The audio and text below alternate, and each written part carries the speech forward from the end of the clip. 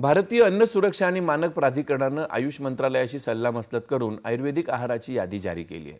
2022 मध्ये अन्न सुरक्षा आणि मानक आयुर्वेद आहार नियम लागू झाल्यानंतर उचललेलं हे महत्त्वाचं पाऊल आहे।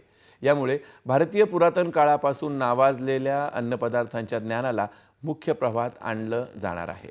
अधिकृत आयुर्वेदिक ग्रंथांमधील पाककृती, घटक आणि प्रक्रियांवर आधारित अन्नपदार्थांना यामुळे मान्यता मिळून ग्राहक आणि व्यवसायांना आत्मविश्वास मिळू शकणार आहे।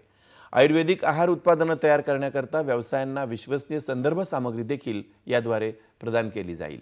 आयुष आणि आरोग्य आणि कुटुंब कल्याण मंत्रालयाचे राज्यमंत्री प्रतापराव जाधव यांनी लोकांना दीर्घकालीन फायद्यासाठी दैनंदिन जीवनात आयुर्वेदिक आहाराचा समावेश करण्याचं आवाहन केलं आहे। आयुर्वेदिक आहार शरीराच्या पोषणाबरोबरच रोगप्रतिकारक शक्ती, पचन आणि एकूण आरोग्यासाठी उपयुक्त आहे।